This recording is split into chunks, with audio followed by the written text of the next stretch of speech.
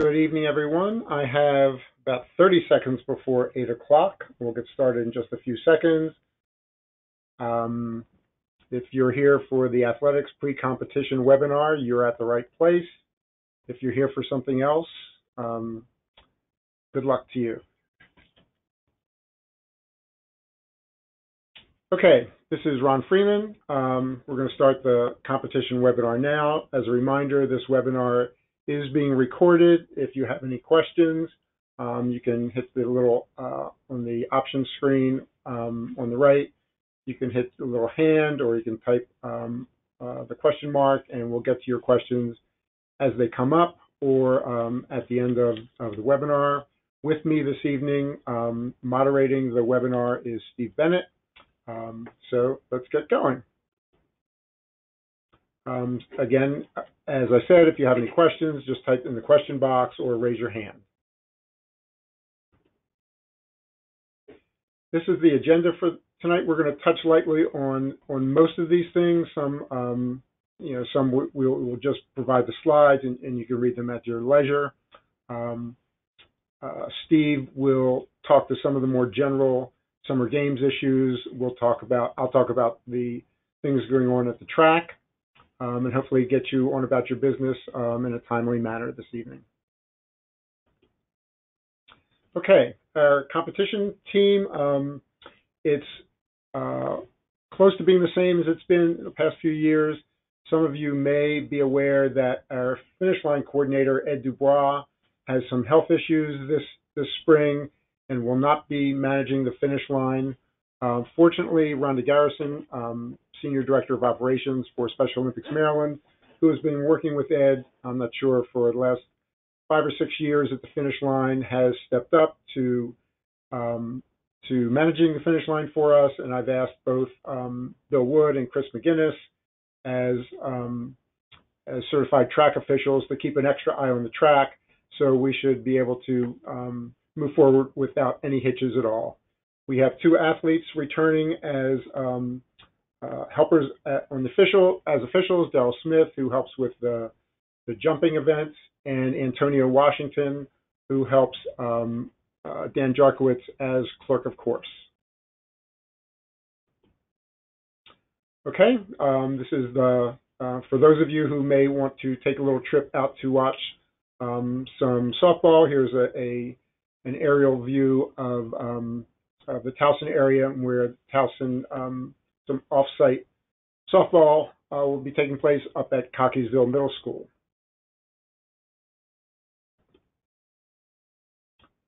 Another aerial shot of Towson University. For those of you who've not been to summer games, I know that that may include some of our delegation from Frederick County. We are located right off of Osler Boulevard, Towson Town Boulevard, and you should be able to follow this map to get to Unitas Stadium. We are just flooding you with aerial views of the Towson area. Here's one of my favorites, another view of where the Cockeysville Middle School is, where off-site softball is located. Okay. Steve, do you want to talk about the campus map? Yeah, this is an overview, everyone, that you can see in green. In the green boxes, that's where the parking locations will be. For those of you for track and field or athletics, you look right there in the dead middle almost of the screen. Parking 2 is lots 13 and 14. And similarly, right across from that is lot 19, lot 21, where the Towson Center is located. So both of those locations are appropriate for anybody in competing in athletics. If you park in lot 13 and 14, you're right there at the far side of the stadium, a short little walk to get to the other side where most of the operations are. The University Union, where all the dining facilities will be, is right above, kind of in the center top right. That's where the delegation registration is for the heads of delegation, as well as where your breakfast will occur, as well as dinner on Saturday evening. So again, you'll see top left some of the housing facilities. You can ask your head of delegation where you're staying. We have 3 or 4 different locations in the West Village, the Barton Apartments, Douglas Hall, as well as Townsend Run Apartments. And then to the far top right is the Residence Tower. So it's one of those locations. We're currently finalizing all of the rooming lists and housing assignments, and we'll notify your head of delegation. So just check with them to see which housing facility you're staying in. Right up from the athletics, right there at the United Stadium, you'll see the CQ Arena. That's where the opening ceremony will take place, as well as in Lot 20, where the block party leading up to the opening ceremony on Friday evening will occur, as well as the dance in Olympic Park on Saturday evening. So those are the basic highlights here. For those of you who may have a chance to check out Bocce, Lot 19 is also available down at the bottom of the turn when you're coming down by the stadium, heading up to the Townsend Center and CQ. That is available as well. In the past, that's been the parking area primarily designated for Bocce. This year, Bocce has moved over to Burdick Hall and the Burdick Field areas. So that's right by the University Union. So just want to point that out, as that is a new location this year. Thank you, Steve. Okay, we have a number of maps. Some are just blown out from this one as well. This is a map of the layout of the track, where we'll have the the throwing vectors in the middle. Again, we'll have a practice vector off on the side. It's not been utilized very much in the past, but it is there for you, for your team, during the competition, if you would like to warm up prior to throwing event. We'll have that available. You'll see the running and standing long jump pits down to the left-hand side. High jump for Sunday I think we have, actually I don't remember if we have a high jumper this year or not. You can see where the starting lines are. All the staging tents are in the same location as they have been in the past. Volunteer tent right next to the control center. Again, up on this corner over here, we will have a misting station that I think it's Baltimore County Fire Department is providing again for us, and medical will be on that side as well. Okay, blowing up a little bit, you can see the starting lines for the 100, the 50, I think it's 400, 800 in the relays. One thing I want to mention, and it may be mentioned again in some further slides, the stadium seating area, I know it's mentioned, but I'm going to mention it again here, is we will have signs set up in the seating area, which we ask you to follow for the benefit of all of our delegations. The signs will be located, I'm not sure how many rows up from the bottom, below which we're asking that you not put up any tents. It's really difficult if the first delegation there pops their tent on the very first row, then pretty much 10 or 20 rows behind that tent, no one is able to see. So we'll have a designated row across the United Stadium, below which we're asking that you not place any tents. Again, reiterating what I just said in the previous slide. Again, blowing out where the track staging and is in to the left. Looking at the track to the left is a track staging area from the command center. Field staging is same spot it's been, a little bit on the same towards the awards area, which I believe is the next slide. Awards area of the scoreboard.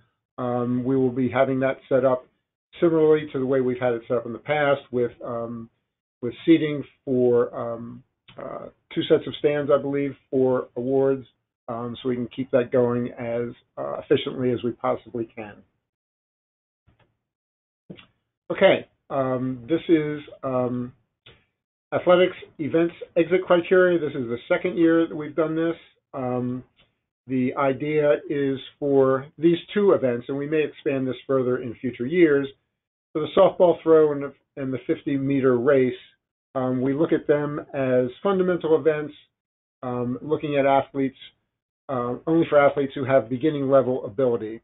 So our criteria this year for the softball throw, and we've adhered to this, if in a qualifier, if the qualifying time for anyone, an athlete who is registered is longer than 20 meters, we are not entering that athlete in that event for this year. That entry has been scratched, and the same thing with the 50-meter race criteria. If your athlete in a qualifier has run less than 10 seconds, we are not entering him in summer games, and this will apply to summer games as well. If we have an athlete who throws greater than 20 meters or runs 50 meters less than 10 seconds, that athlete is subject to a disqualification and will earn a participation ribbon.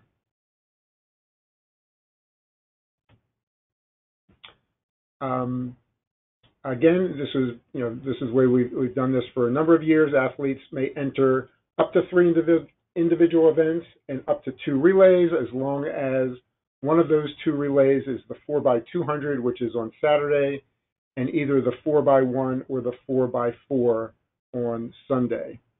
I noticed as I was going through the entries this year, this weekend, there were a few athletes, it was probably less than 10, who were entered into more than 3 individual events, no one more than 4.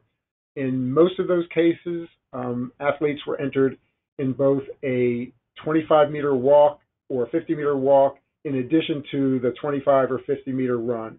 And the way I took care of and alleviated that issue was I scratched that athlete from the walk event. The understanding was if your athlete can run the 25 or the 50, then they shouldn't be entered in the walk event as well. The other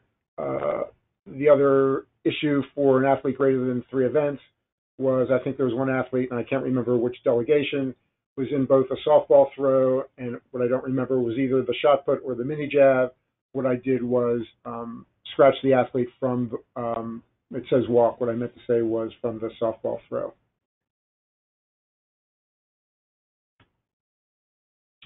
On the following slide, you'll see the schedule. It's not been updated yet. I haven't done the divisioning, but it will be very, very similar to last year's. Again, like last year, we do not have any entries in the 5K, so that will allow us to get started a little bit quicker with some of the other races on Sunday. The 1500 will be on Saturday. Actually, we'll look at the schedule because now I don't remember. 1500 again, correct, will be on Sunday immediately after the hurdles. The 3000 will be the starting event on Saturday morning, and behind that we'll start the all the shorter races. There may have been a point on the last, on this slide. We'll open the track at 7:30 each morning for warm-ups, and we'll close it at 8:20, where we'll have the national anthem, a couple of announcements, and get ready for first gun as close to 8:30 as possible. And we ask that look, when you get your schedule, look at your breakfast times and dinner times so that you get your athletes at the track, especially for the longer events, because that's those will be the first events of both days. Okay, again, even though this says 2019 Summer Games schedule, all that's actually changed on this schedule is 2018 to 2019. This is last year's schedule. I anticipate it'll be very similar. I will be monitoring and trying to eliminate as many athletes competing at the same time for 2 different events, and I've lost the word. I apologize for that. Overlaps schedule. We have, I think, and I have to go back to the numbers, maybe 5 to 10% more athletes in athletics this year than last, but I don't anticipate that will, conflicts is the word I was looking for. Thank you, Ron. I don't imagine that will alter the schedule significantly. in most cases, it will change 6 and 7 person divisions to 8-person divisions. We will again have a coaches meeting on Friday night. And I think on a slide later on, we identify the room number. If not, we'll get that out to you by email, certainly before next Thursday. But I'm pretty sure I've updated a slide with the room number on it. In your packet, you'll have your bibs and safety pins, your badge backs, your delegation rosters, time sequence reports, coach staging credentials, photographer credentials, and miscellaneous other items. Each coach, and I'm not sure if this is mentioned in a further slide, or each delegation will get 2 coaching credentials, one for the head coach, one for an assistant coach, and 1 photographer credential. Those are transferable among your coaches, to help get your athletes to and from staging. And also your photography credential is also transferable among your delegation for taking pictures out on the track. This is just a little visual of what the badge back looks like. When you get those on Friday night, they should have your athletes, all their events for both days. Okay, we have this in maybe not these exact words, in every competition, every state competition. We prohibit coaching during competition. It's contrary to the goals of Special Olympics. It can provide an unfair advantage to one athlete or partner who are competing, unfair advantage against the athletes or partners who may not have a coach out there. It's not only the head coach or assistant coach that we're prohibiting. Any member of your delegation, family members, volunteers, photographers, whatever. We just ask that you not coach, that you not pace your athletes along the track, or outside the bicycle racks, or any such thing. And non-adherence to this rule may subject your athlete to possible disqualification from that event. And I know none of you would like to do that. Staging. Ron. Yes. Ron, this is Mike. If I can just see a show of hands, I know on my screen it's sort of frozen on last year's schedule. Is anybody else having the same issue? Maybe just put your hand up. If not, that's okay. It may just be my connection. I'm out in the middle of a field. I don't see any other hands, Mike. Okay, so it must be me. Thank you. Mm-hmm. Okay. Staging tents, where you will have a staging time on your badge back. Please get your athletes to the staging tent no later than the staging time on the badge back. Again, I've identified earlier, you can use as a resource the diagram earlier where the track staging and the field staging tents are. And get your athletes there on time. Sometimes we have a pretty full day on both days, and to eliminate conflicts and to eliminate confusion down at the track staging, we like not to be calling out individual athletes for their event. If your athlete is not there and we are ready and we've reached the start time for that event, we will run the event. It's up to you to get your athlete there. If you notice a conflict, and we're going to be going through the paperwork on Friday night after we get your scratches, looking for conflicts, identifying them on the reports that both Susan will have at the field staging tent and that Jane will have at the track staging tent. So we will be aware of close times between track and field events, and we'll be mindful of that. And again, we remind all the coaches, if you have a conflict, get your athlete to run their track event first, then go back immediately to the field staging tent for that event and catch up with your awards later. We can always catch up on that, but we want to get your athlete to compete in the events that they have been entered in.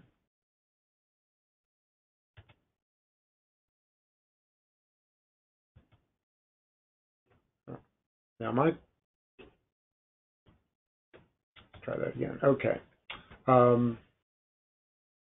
Like I said on the as I was talking on the previous slide, if there's a conflict, we will make an effort to add them to an appropriate division, but there's no guarantee of that. We will be mindful of conflicts, and we will do our best not to have any athlete miss a division, but we ask your help in doing that as well. Our escorts will be escorting the athletes from the staging area to the start line or to the throwing or jumping vector. And we're asking the coaches to meet your athletes at the awards area near the main scoreboard at the conclusion of their division. Exceptions to that would be the pentathlon athletes will be escorted as a group to each event by the pentathlon clerk, and wheelchair athletes, we're asking to stage them at the control center. As I mentioned earlier, each delegation, each head coach will be getting 2 coaching credentials, and in the packet also will be a photo credential.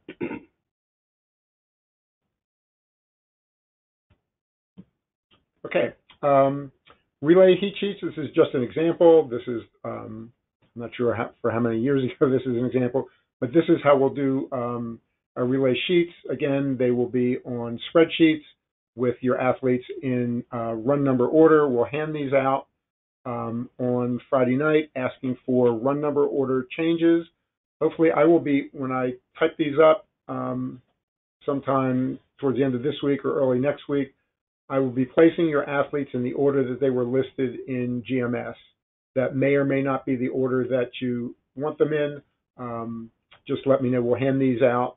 What I have completed on Friday night, I will ask for those back on Friday night so we can update those for Saturdays 4x2 and Sundays 4x1 and 4x4. Beyond Friday night, any other changes, adding an alternate to an event, will bring them to me at the control center on as early as you can on Saturday and Sunday. But any changes other than run number order changes taken on Friday will be your team, that relay team will be running for participation ribbon only.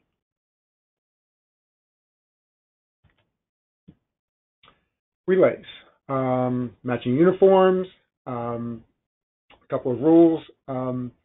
Our exchange zone marshals will show the athlete beginning and the end of the exchange zone. Will return your runner to the middle of the exchange zone if you've coached them to be at the front or the back for whatever competitive advantage you see. That's up to you. We will show them the middle. We'll put them in the middle and allow them to migrate to wherever you've coached them to. A reminder: if a runner impedes another team, even after they've completed their exchange, that team will be DQ'd. Remind your runners when they've completed their leg to stay in their lane until the track marshal has said you can move to the inside of the track, because if they're moving inside while another team is coming up, that's an impede and your team will be DQ'd. A couple of notes at the bottom. 4x4 will be a one-turn stagger. Teams can cut into lane 1 at the break line. Both the 4x1 and the 4x2 will remain in assigned lanes all the way around the track. This is a slide from last year. The USATF, I guess it was in 2018 or sometime prior to 2018's Summer Games, adopted a rule change, essentially getting rid of the fly zone and expanding the exchange zone by 10 meters. So essentially you have 30 meters for your exchange zone. And this is just a visual of this, along with the next slide as well. And a reminder, this is true, regardless of the size of the exchange zone, the baton must be exchanged within the exchange zone. If your incoming athlete drops a baton, that's the athlete that needs to pick it up and hand it to the next athlete, and that must be done within the exchange zone.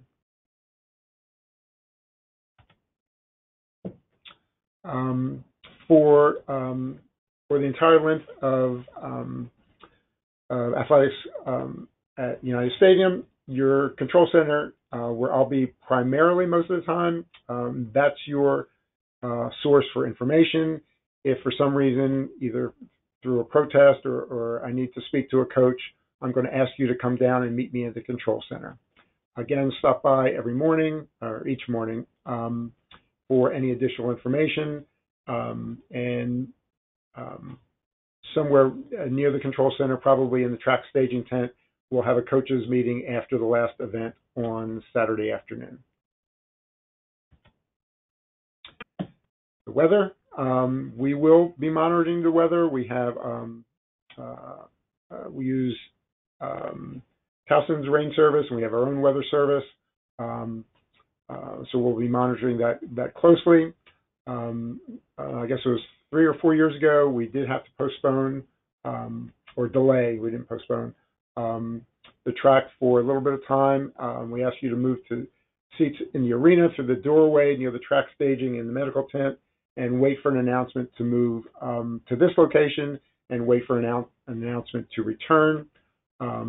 We will implement a rain plan based on SOMD staff and Towson University staff et al.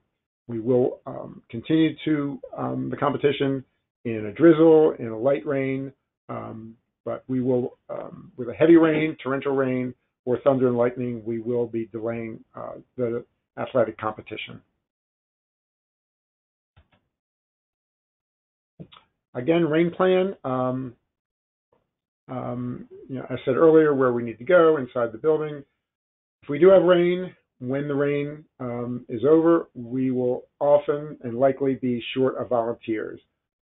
So just keep cognizant of that when we come back and we make a call. If you have some family members, some coaches, some volunteers who'd be willing to help us, to either escort or some other things where they don't need a whole lot of training, please be aware that we may need some help, and we will make that announcement over the intercom. If some reason we have to end early on Saturday, we will work to reschedule those events on Sunday. That may preclude running that relay, but we'll do everything within our ability to get as many, if not all, of the events into the schedule so your athletes can compete. I think it was 2 years ago, we had really high winds at Summer Games. In the event of high winds, we will ask you to take down your tents, or we may ask you to take down your tents. This is not something that's subject to debate. This is a safety issue for your athletes, a safety issue for everyone out there. If we ask you to take down your tents, please do so. I mean, it's dangerous, and we're following both our rules and Towson University rules as well. Uniforms, proper uniforms are required. The next slide has a couple of details about that, and it's also in your event guide. If you have a question about attire, once you're at Summer Games, bring it over to Control Center on Saturday or Sunday morning for a ruling in advance of check-in. But we will not be holding up any division or changing shoes or changing athletic attire. Make sure your athletes are there in proper attire. A couple of the particulars about uniform and athletic attire. Also see the event guide. We go into a little bit more detail of things that are acceptable based on events. We ask you, the fifth bullet down, please print your bibs on the front, or have your bibs pinned to the front of your athletes' uniforms. It is so much easier at the track to follow your athletes as they're coming down the track by bib number. If it's on the back of their uniform, it's very, very difficult to get the right place, get the right time, and to follow that athlete who turns around. So just be cognizant of that. I mean, generally we get that right. Sometimes we miss that. It's just very, very helpful for us. A couple of issues about spikes. If your athletes are wearing spikes, relay teams, consistent uniform. That's mandatory in order to follow and gauge what teams are which coming around the track.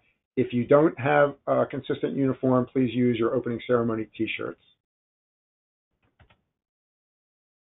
If you're anyone in your delegation will be using starting blocks, let us know at the control center so we can have them ready for you. Let us know who they are, what division they're in, and who they are, and we'll pull out Towson University's starting blocks for you. Also, if anyone, I'm not sure this year, if anyone will be using guide rope, let us know that as well. Okay, I'm not going to go over too many details. This has not changed from year to year. Maximum effort rule, our percentage that I will be entering in GMS when I do the divisioning starting tomorrow, 25%. If you're, I ask the same thing every year. I tell the coaches the same thing every year. Protect your athletes. If your athlete is not getting, if you feel that your athlete is not being awarded correctly based on a maximum effort violation or someone going above 25%, there's nothing wrong with filing a protest, getting that to me once the results have been posted. Again, this year for the track, as it's been, I think, since 2013, protests can be filed by either the head coach or the athlete himself or herself. One thing I also caution everybody in terms of protests, if it's a judgment call by our course marshals, by our officials on the track, I will not be overruling our marshals on any judgment call. If it's a rules violation or something of that effect or maximum effort, please submit your protest. But if it's just, I thought my runner finished ahead of this person and this is what I have on my video on my phone, I won't be looking at any video on anybody's phone, and I won't be overruling any judgment calls. I will talk to all the course marshals and officials, and if the agreement is there that we got it right, then that's what we'll go with. Protests and appeals, please file them within 30 minutes of us posting the results. We're usually pretty good about getting the results up as soon as the sheets are dropped off to us. We just need to get them entered into GMS and get them up on the board, up on the wall there next to the stadium. If you're going to have an athlete submit the protest form, give them a little guidance if they need it in terms of filling out the form correctly. If your protest is denied for whatever reason, you certainly have the right to appeal the decision, appeal our decision at the control center. And one thing I forget year after year after year, there is no different form for appealing a protest that's been denied. It's the same protest form. If you do file an appeal, that decision will be made by the Sports Rules Committee, which is not me, it moves up the ladder, and that decision will be made within 24 hours up in the main control center, and you will be notified of that result. Ron, I don't, my screen's not working, but just a note on appeals, it's the head of delegation that needs to file the appeal, not the head coach. Right, sorry, you're right, that was not on the screen, but you intuited that. Yeah. I neglected to put that on there. Okay. One of the many talents. One thing on the screen that Mike is not seeing, but hopefully everybody else is, I put in red at the bottom of the example of the protest form because this is another thing I forget year after year after year. When you file a protest, the white and yellow copy of the protest form will stay at the control center, and And the pink copy, once it's filled out, you as the coach, head coach, take that back with you, and we'll sync that up after I rule in the protest. If the protest has been upheld, the yellow copy of the protest form will be sent over to the awards, and the revised results will be entered in GMS.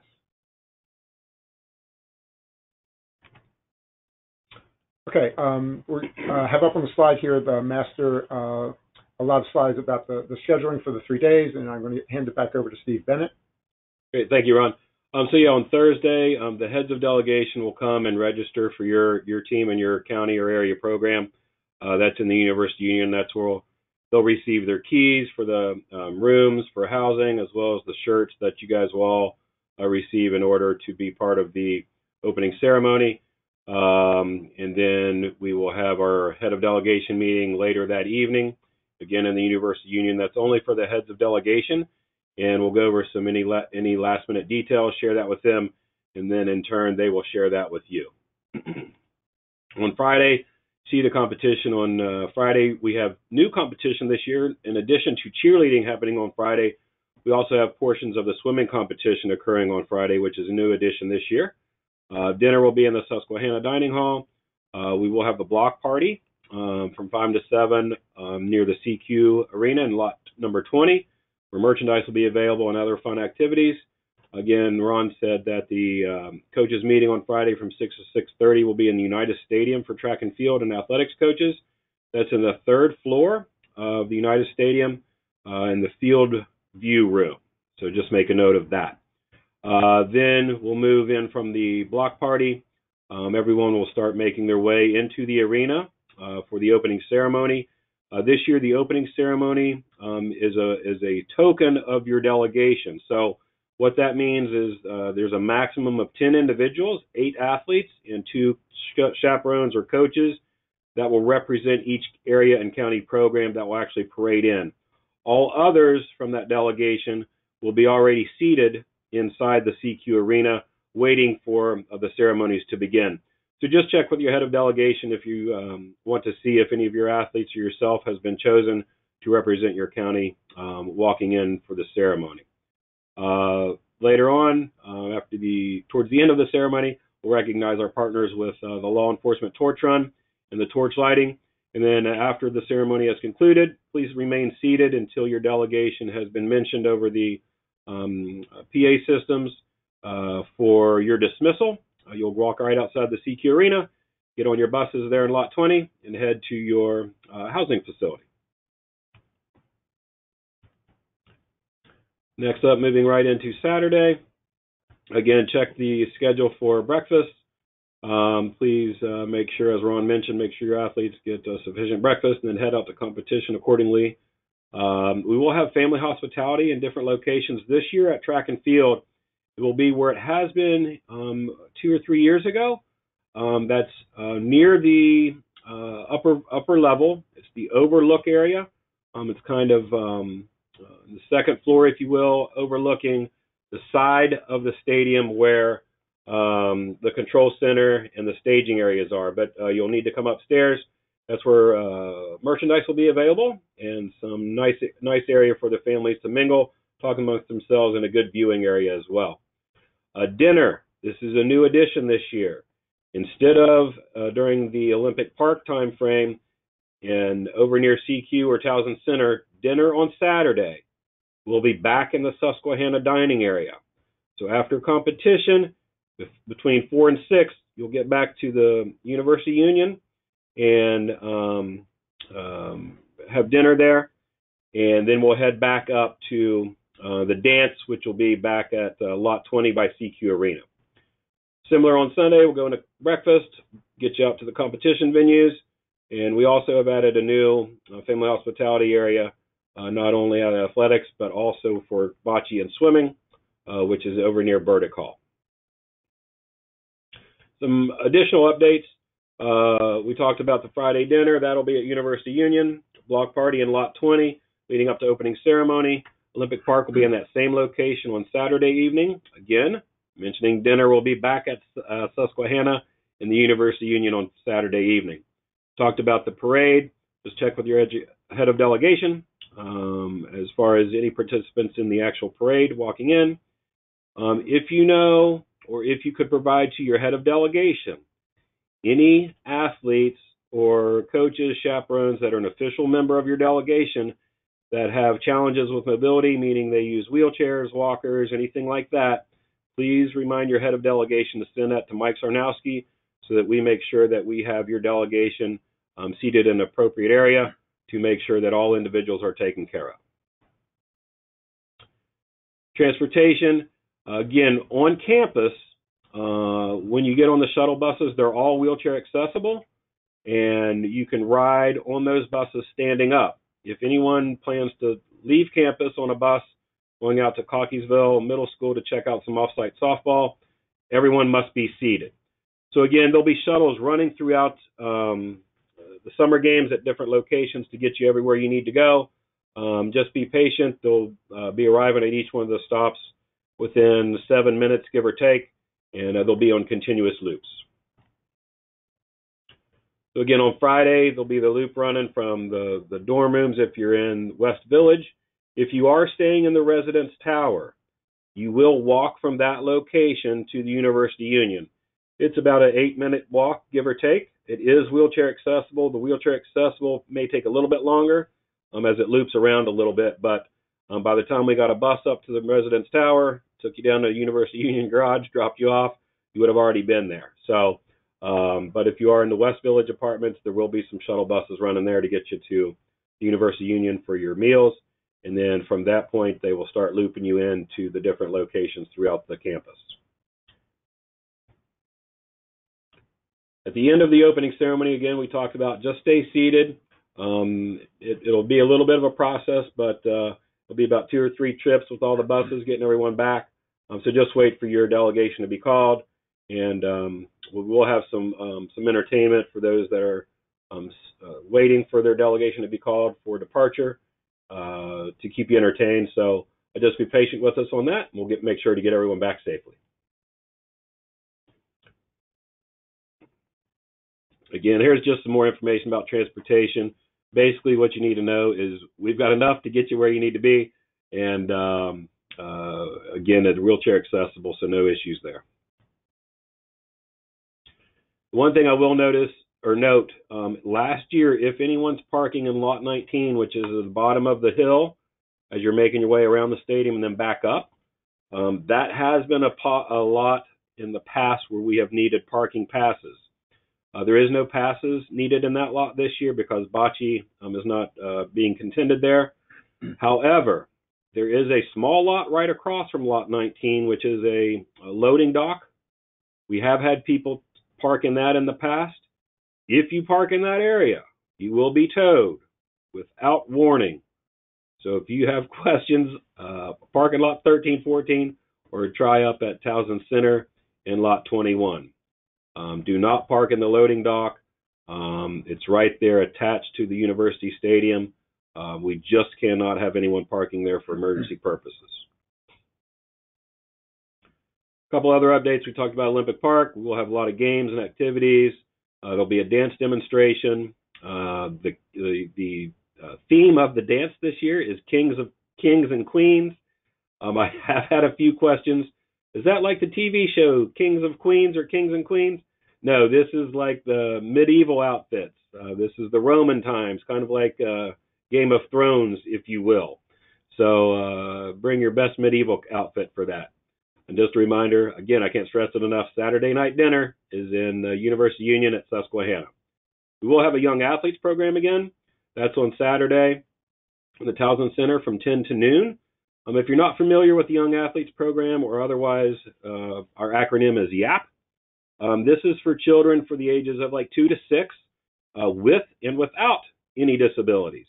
It's just a fun motor activity program where they're throwing balls and making baskets and kicking balls and jumping and crawling through little tunnels.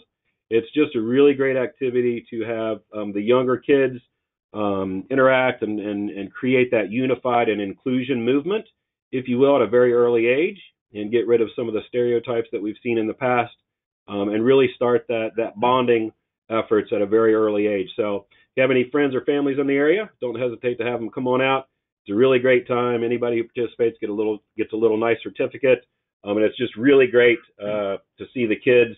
This isn't the appropriate time to call the individuals kids, but it is really cool if you get a chance to check it out. It's really uplifting and gets you in the spirit of what we're all about. Parking, again, talked about that. You'll see where lot 19 is there. Again, that is open for track and field as well. Lots 13, 14.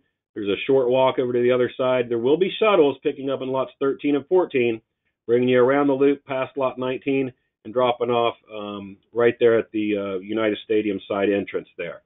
Again, all buses are wheelchair accessible. I know we've had family members get frustrated with, I can't believe I have to walk all the way down and around. You don't have to. Literally, the several times I've had those complaints, to just wait right here, a bus will be there shortly. I've been already waiting 5 minutes.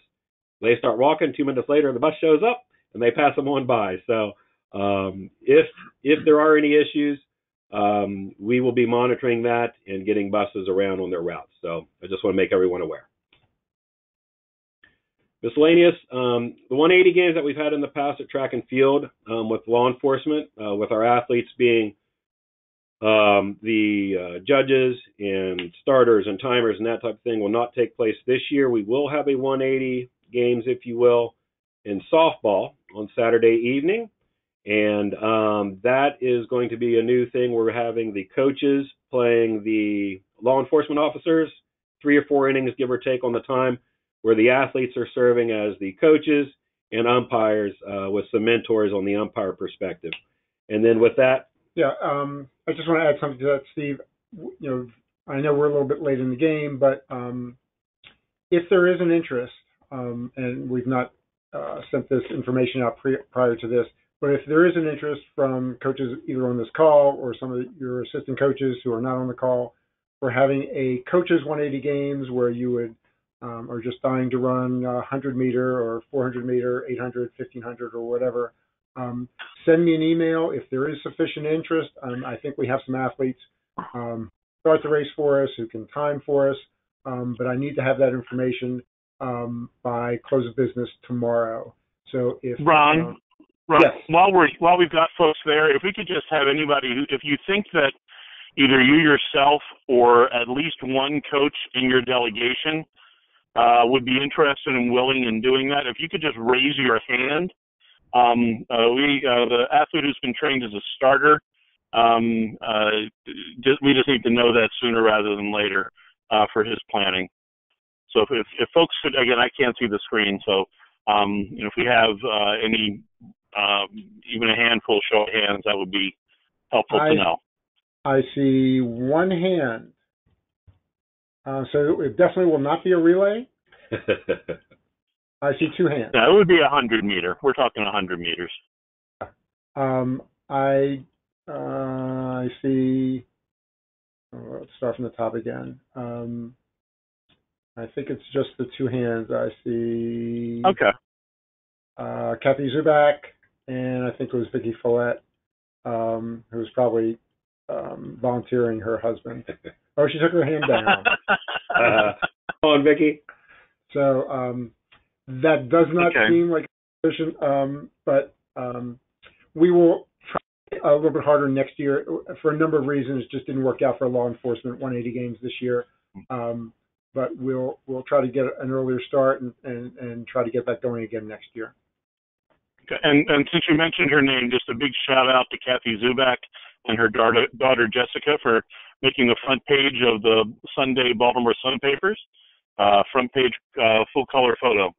It's really impressive. Yep. Very good. I'll go back on mute. Thanks, Mike. Just there was a question about lot 19, and I know we covered that, but I do appreciate that question because one thing I do want to point out is we have had issues knowing that bocce competition was there and it's very limited parking. You have to be in a designated parking spot. There's 1 or 2 spots there that are designated for Towson coaches. You cannot park there. You will be towed. And if you're not in a designated parking spot, meaning you're within the white lines, we've had people parking there outside of white lines and blocking people in. We will tow without exception and without warning if that occurs. So just be respectful to everyone. I know you are. More so, get that out to all family members and other spectators in case. But that's basically Lot 19 is a first come, first served basis in that parking area as well. Okay, thank you, Steve. I think we're close to the end of the presentation. Closing ceremony, we'll have a little closing speech by our announcer, Tom, at the conclusion of the last event, which will be the last 4x1 on Sunday afternoon. And that we will actually conclude with the presentation of the Pentathlon Awards.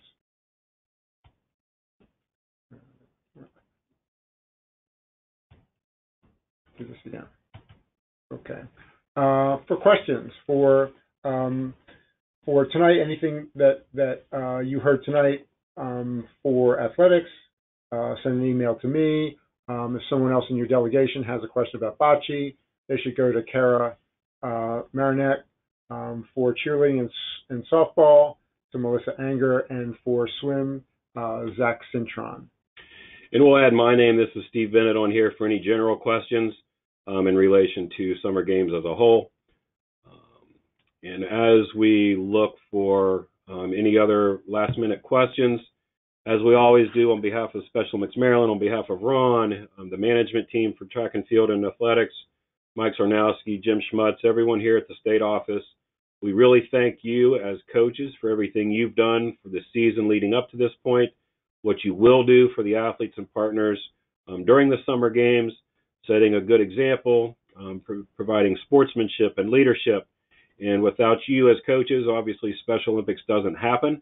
And we can't thank you enough for all of your efforts and leadership leading up to this point. So, and I know a lot of you guys are coaches in other sports, so not just for the summer games, but what you guys do year-round for the movement and providing the best for our athletes and partners.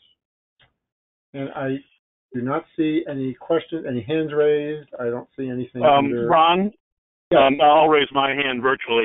And I apologize if you mentioned this earlier. My phone dropped at one point as well. But hopefully folks are familiar with the coach resource pages. There's a page dedicated to track and field or athletics, as well as one dedicated specifically to summer games. We started those at the beginning of the year. They work great on your phone. They're basic enough that you can find stuff. They're a great information source over the next 2 weeks. We'll be populating them with additional summer game specific information, maps, links to the rules. Our intent is also to post the results at least each day, if not more frequently. I wish we could do it as soon as results are done or a race is done. That's just not realistic at this point. But be sure to make use of those. I think when we send out the recording and the slides to folks, will include the location of those coach resource pages.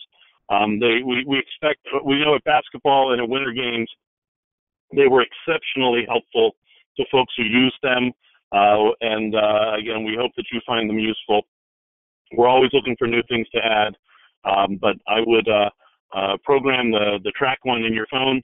It's right off of the Special Olympics Maryland page. You go to coaches, and there's a link there for coach resources, and that'll take you through. So hopefully you find it a useful resource, and it will be your one-stop shop, if you will, for most of the information that you would need for the entire weekend.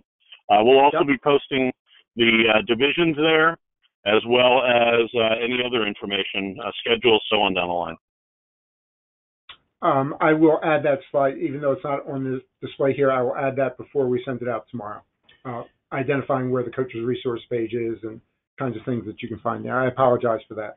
Yeah, and like Mike said, there's a lot of good stuff. You just go to Special Olympics Maryland website, hit on coaches, hit their coaches resource, and you can go to track and field or summer games.